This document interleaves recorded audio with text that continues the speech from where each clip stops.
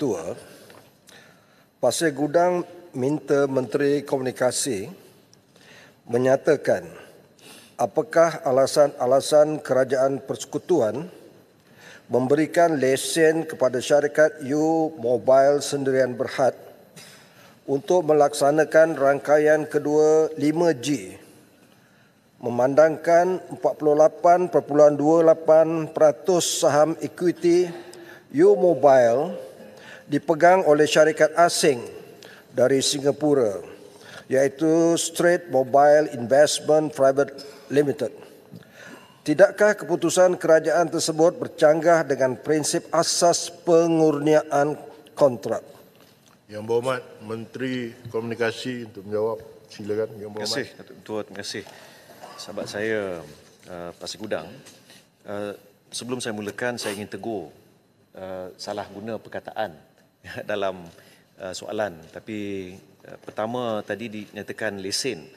Perkataan lesen, kedua adalah kontrak. Saya nak jelaskan bahawa apa yang telah diumumkan oleh MCMC bukan lesen, bukan memberikan lesen tapi penguntukan spektrum, dan dia bukan kontrak, tidak melibatkan dana awam, yang tidak melibatkan dana kerajaan bagi rangkaian 5G kedua. Datuk Mentua, kerajaan melalui Suruhanjaya Komunikasi dan Multimedia Malaysia ataupun MCMC telah melaksanakan proses terperinci dari aspek teknikal dan komersial untuk memilih pengendali rangkaian mudah alih ataupun Mobile Network Operator MNO yang akan melaksanakan rangkaian 5G kedua Malaysia. Pemilihan ini telah dilaksanakan melalui proses beauty contest atau dalam bahasa mudah melalui proses tender dan bukannya secara penganugerahan terus ataupun direct award.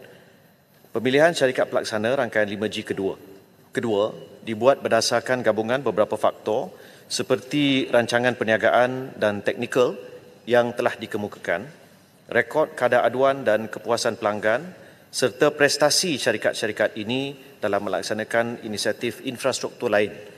Ini termasuk faktor sumbangan kepada projek penyediaan perkhidmatan sejagat ataupun USP seperti jendela fasa 1 dan projek penaik tarafan 4G yang selaras dengan komitmen MCMC untuk meningkatkan pengalaman pengguna dan kecemerlangan perkhidmatan. Bagi pemilihan ini, komitmen-komitmen pengawal seliaan telah ditetapkan untuk memastikan pematuhan kepada standard yang ditetapkan. MCMC akan memantau komitmen ini dengan teliti dan tindakan kawal selia dan penguatkuasaan akan dilaksanakan terhadap sebarang ketidakpatuhan. Keperluan am pegangan ekuiti asing bagi lesen individu pemberi kemudahan rangkaian ataupun NFP dan lesen individu pemberi perkhidmatan rangkaian NSP adalah maksimum 49%. Manakala pegangan Bumi Putra adalah sekurang-kurangnya 30%. Keperluan ini diperuntukkan melalui syarat khas lesen bagi sesuatu lesen individu. Ya, bagi lesen individu. Ketika ini pegangan ekuiti asing di dalam U-Mobile adalah masih di dalam lingkungan pematuhan syarat khas lesen yang dikeluarkan kepada U-Mobile. Ini berbeza Pasir Gudang, lesen NFP dengan lesen yang Pasir Gudang sebutkan tadi. Penguntukan spektrum bukan lesen yang dimaksudkan ini. U-Mobile juga telah memberi komitmen di dalam kenyataan media yang dikeluarkan pada 2 November untuk mengurangkan pegangan asing kepada 20% bagi memastikan kawalan yang lebih besar oleh rakyat Malaysia dan mengundang penyertaan daripada pelabur-pelabur tempatan. Oleh yang demikian, keputusan untuk memilih U-Mobile sebagai penyedia rangkaian 5G kedua Malaysia adalah tidak bertentangan dengan syarat khas lesen bagi suatu lesen individu. U-Mobile juga komited untuk melaksanakan rangkaian 5G kedua Malaysia dengan bekerjasama dengan pelbagai pihak berkepentingan, termasuk syarikat telekomunikasi lain untuk menyediakan perkhidmatan 5G bertaraf dunia kepada pengguna. U-Mobile dibenarkan untuk bekerjasama dengan MNO lain bagi memanfaatkan kekuatan masing-masing dalam pelaksanaan rangkaian 5G kedua, tertakluk kepada kelulusan MCMC. Untuk makluman, U-Mobile mempunyai rekod prestasi selama lebih 17 tahun dan berada dalam kedudukan yang baik untuk pelaksanaan rangkaian 5G kedua Malaysia dan pernah dinamakan sebagai syarikat perkhidmatan mudah alih Malaysia terbaik oleh Frost & Sullivan sebanyak 6 kali. Datuk Ketua, MCMC sebagai satu badan yang bebas telah membuat penilaian yang sewajarnya melalui proses tender yang telah dilaksanakan. Keputusan ini perlu dihormati oleh semua pihak kerana pelantikan syarikat pelaksana rangkaian 5G kedua ini telah dilaksana berdasarkan tata kelola yang baik dan bukannya secara penganugerahan terus ataupun direct award. MCMC akan terus memantau kemajuan pelaksanaan rangkaian 5G kedua Malaysia oleh U-Mobile bagi memastikan pematuhan sepenuhnya terhadap semua keperluan peraturan seperti yang termaktub dalam Akta Komunikasi dan Multimedia 1998. Sekian, terima kasih. Yang berhormat Pasir Gudang, soalan tambahan. Terima kasih kepada Yang Berhormat Menteri atas jawapan yang panjang itu. Sebahagian jawapan Yang Berhormat Menteri masih boleh dibahaskan dan sebahagian lagi masih boleh disangkal. Tuan Speaker, soalan tambahan Pasir Gudang ialah, adakah pemilihan syarikat U-Mobile sebagai penyedia rangkaian kedua 5G mengambil kira faktor siapa-siapa individu tertentu yang memiliki saham dalam syarikat U-Mobile tersebut? Terima kasih. Yang berhormat Menteri. Terima kasih.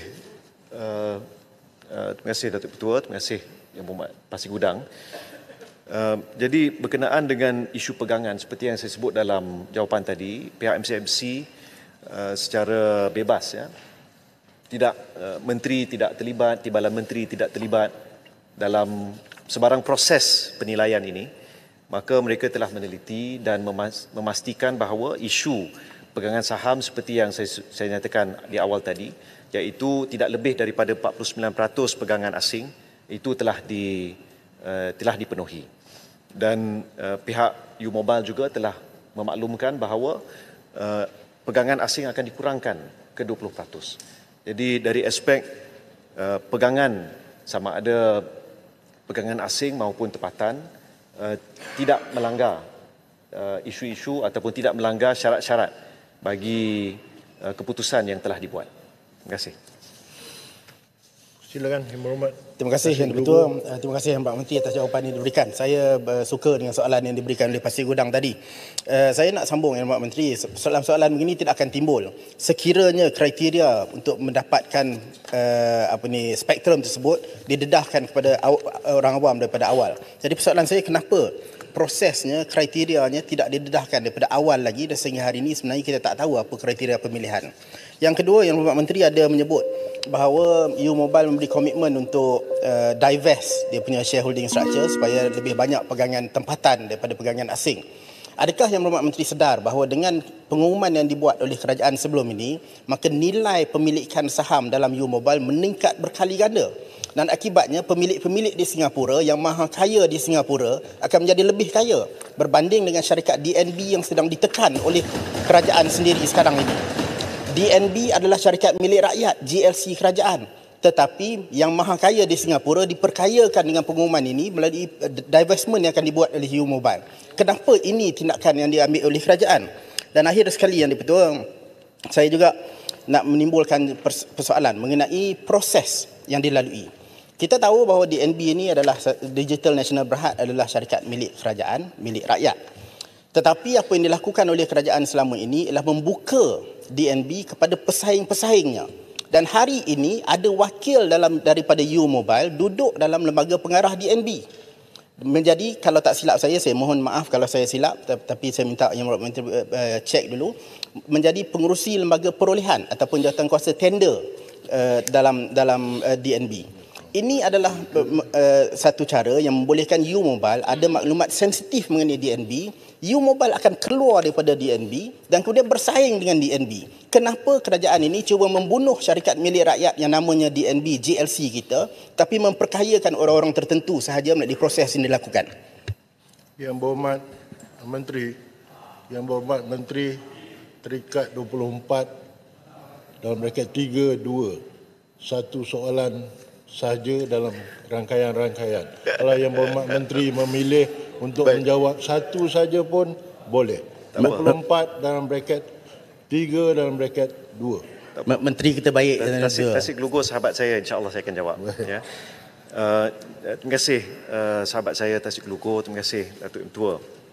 Berkenaan dengan kriteria pemilihan, saya dah sebut tadi secara umum bahawa pihak MCMC akan meneliti dan menilai apa yang disebut sebagai rancangan perniagaan, business plan rancangan technical plans untuk pelaksanaan rangkaian.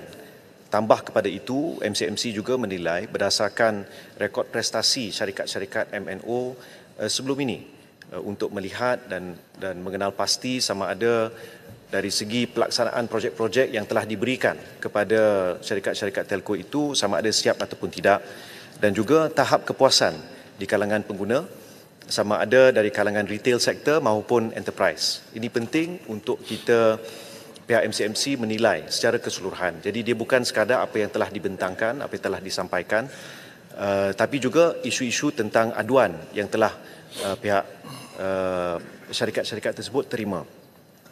Berkenaan dengan DNB, memang pada ketika keputusan kerajaan dari awal dulu, malah dari sebelum ini pun, daripada waktu kerajaan di mana Yang Berhormat adalah sebahagian daripadanya, syarat yang telah ditetapkan adalah MNO perlu memegang saham di dalam DNB.